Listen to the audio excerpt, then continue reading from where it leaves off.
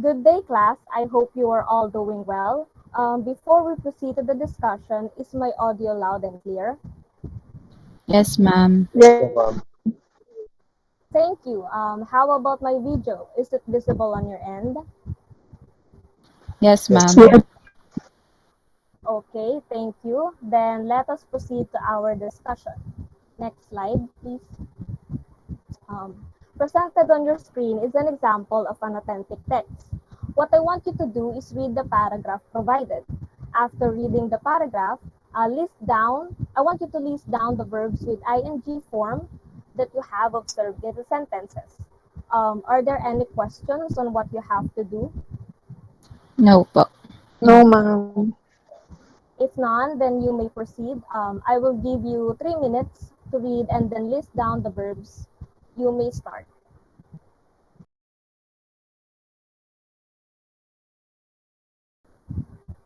Are you done, class? Yes, ma'am. Yes po. Since you're all done, I kindly share the verbs that you have listed down. Any volunteer? Santiago po. Yes, Miss Santiago. These are the verbs with ing form that I listed down. Raining, feeling, reading, and watching. Okay, that is correct. Next slide, please. Now, based on the verbs that you have all listed, what have you noticed? Does the action or event in Nick's life happened in the past, present, or future? Anyone? Ma'am, Yes, Mr. De La Cruz. I think that the events in Nick's life happened in the past. Okay, very well. That is correct. Now, I want you to read the continuation of the paragraph, which is also about Nick's life. Next slide, please. Then, list down again the verbs that you have observed, just like what we did earlier. But this time, I want you to include the auxiliary verb. Here is an example from the passage so that you know what to list down. Next slide, please.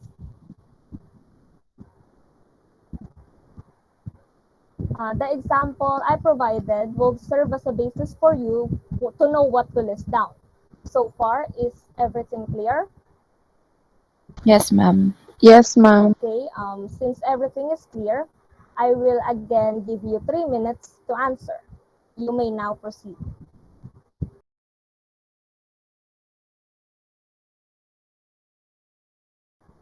Are you done answering, class?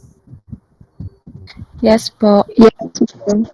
Okay, now I will call someone to share the verbs that they have listed down and then ask the following questions. Um, Next slide, please. What is the verb that you have listed down, Miss Santiago? Was feeling, was doing, was reading, was watching, were waiting, was playing po.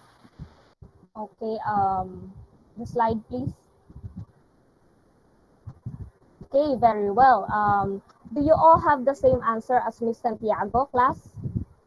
Yes, ma'am. Yes, ma'am. Okay, good. So here is the list of the verbs in the passage provided. Now, next slide, please. Kindly read the question, Miss Santiago, and then try to answer it. Why was Nick why was Nick staying all at home all day? The answer is Nick was staying at home all day because it was raining. Very good. Now, Mr. De La Cruz, kindly read and answer the next question, please. What was Nick's sister doing? The answer is Nick's sister was doing her homework. Very good. Now, for the last question, Miss Espineda, kindly read and answer. What about his parents? What were they doing? The answer should be Nick's mother was watching television, his father was reading a book. Very good, students. Next slide, please. Right. Now, as you observe in the sentences you have provided, I want you now to focus on the underlined words. These words are called past progressive tense. So what is past progressive tense? For reference, we must use the sentence structure. Next slide, please. Subject plus auxiliary verb which is was or were, plus the present participle of the verb in the ing form, plus the rest of the sentence. I want you to remember that we use the past progressive tense if the action is currently happening in the past. Is everything clear? Yes, Yes, ma'am. ma'am. Okay, since everything is clear, can someone please kindly repeat our sentence construction in past progressive tense? Anyone? De la Cruz po. Yes, Mr. De La Cruz. The sentence structure in the past progressive tense is the subject plus auxiliary verb was or were plus present participle of the verb in ing form plus the rest of the sentence po. Thank you, Mr. De La Cruz. That is correct. Now, when do you think the past progressive tense should be used? Anyone? Ma'am Santiago po. Yes, Miss Santiago. If I remember it correctly, you said that we will use the past progressive tense if the action is currently happening in the past. Okay, thank you, Miss Santiago. Very well said. For you to apply what we have discussed today, kindly create a sentence about Nick's life using the past progressive tense. Is that clear? Yes, ma'am. Yes, ma'am. Again, I think 3 minutes is enough for you to construct your own sentences. You may begin answering.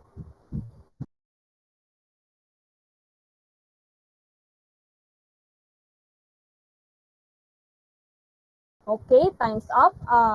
Now, can we hear Mr. De La Cruz, Miss Espineda, and Miss Santiago's answers respectively? Ma'am, Yes, Mr. De La Cruz. uh, Nick was playing with his friend outside. What do you think is the past progressive tense there? Was playing po. Okay, very good. Next. Spinera po. Yes, Miss Espineda. Nick was eating snacks given to him by his mother. What do you think is the past progressive tense? Was eating po. Okay, very good. Next. Santiago, ma'am. Yes, Miss Santiago.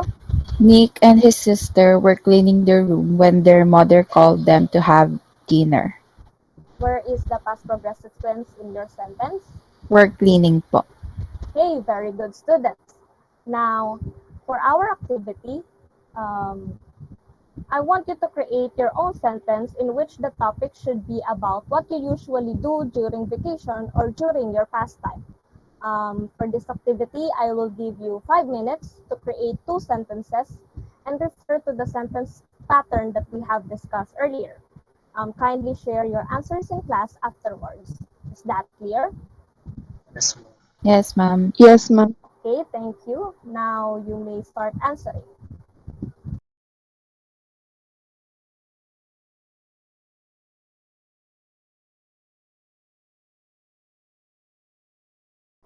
Are you done, class?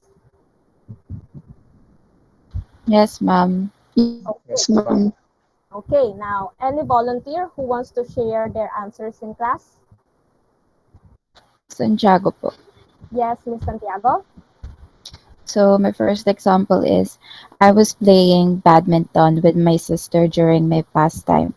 The past progressive tense there was playing po. Okay, And then very the second one is my mother and I were cooking various kinds of food as a hobby. The past progressive there was we're cooking po. very good. Now for the next sentence, Ma'am. Mr. De La Cruz. My first sentence is I was playing with my dog together with my niece. The past progressive here is was playing. Okay, very good. And the next sentence is back then I was painting my room in the shade of blue because that was my favorite color. Okay, very The good. past progressive here is was painting po. Okay, thank you, Mr. De La Cruz. Now, any more volunteer? Espineda po. Yes, Miss Espineda. The first sentence po is my sister and I love plants. Because of that, we were digging holes in our backyard and started planting flowers. The past progressive there is were digging. The next one is I spent my vacation helping my brother because he was reviewing his entrance exam for him to enter his dream school. Was reviewing is the past progressive. Okay, very well, students. Now, next slide, please. That ends our discussion for today. Thank you, students, for your active participation in class. It is truly appreciated. Goodbye and have a great day ahead. Thank you Thank you, ma'am. Thank you. ma'am.